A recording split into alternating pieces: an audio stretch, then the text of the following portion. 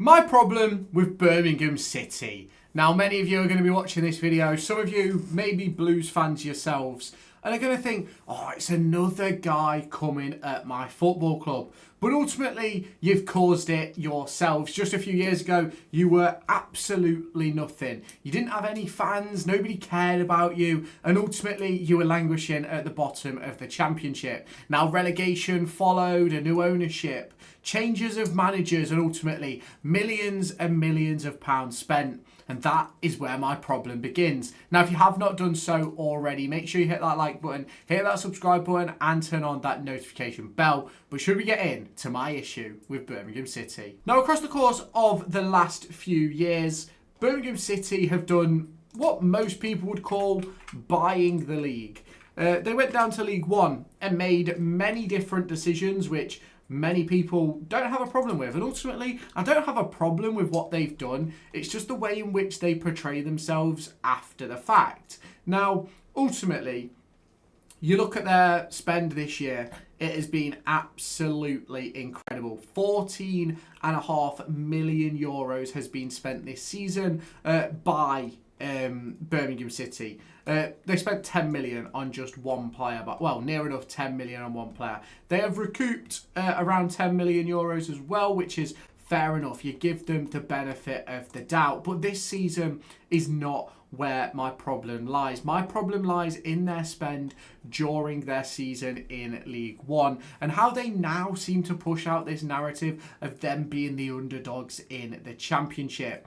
During the League One season, they spent 35.5 million euros, including an absolutely staggering amount of 17.5 million euros on Fulham's Youth Academy prospect, Jay Stanisfield. And when I say Fulham's Youth Academy prospect, ultimately he came through, was decent at Fulham, got the opportunity to go out on loan, and ultimately he did join Fulham from Exeter though. So we need to give Exeter the credit, really, don't we?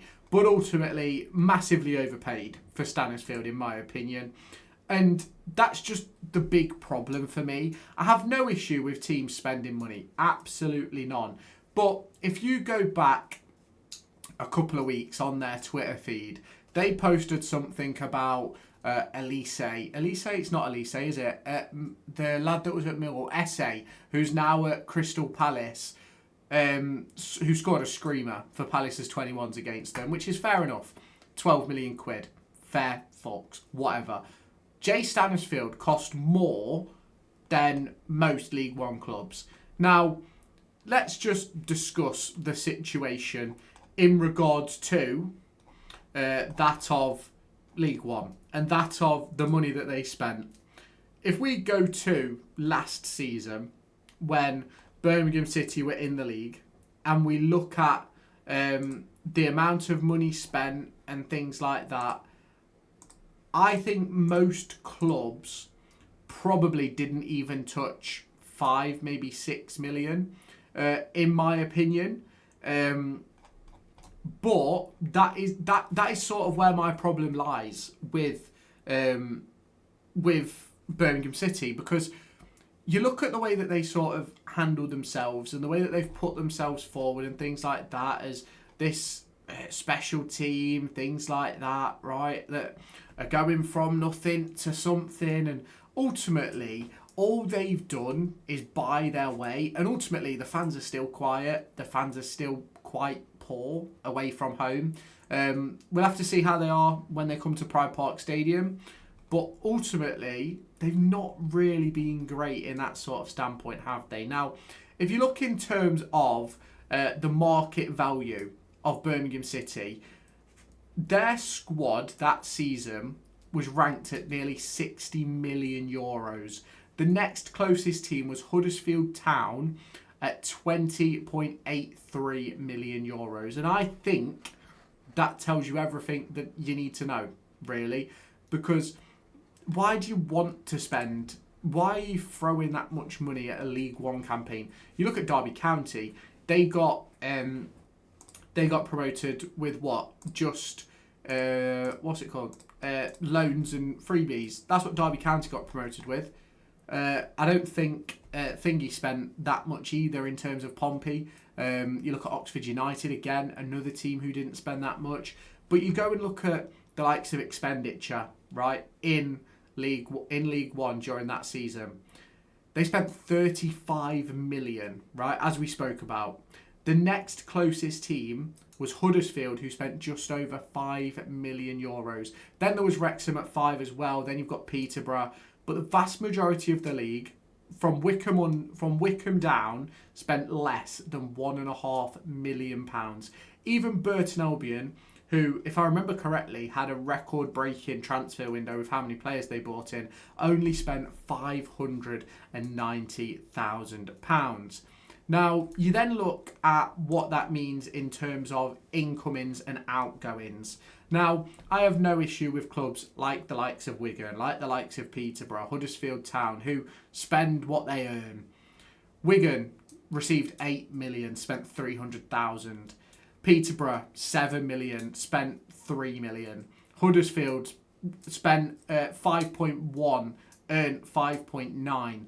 Birmingham City, 5.4 million earned. They wore 30 million in the red during that League One campaign, which ultimately means if they hadn't have gone up, they probably would have been in the shit with financial fair play.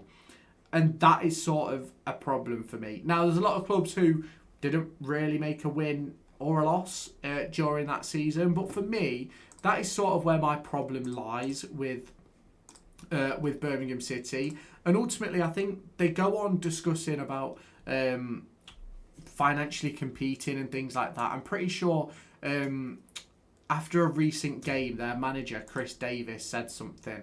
I'm not sure if it was, I think it was after the Wrexham game actually, that when he spoke about, I believe it was, would it have been Broadhead maybe, who was talking about from Wrexham, who was involved. I think he came off the bench. And you do look at the money Wrexham have spent, and they have spent a lot of money.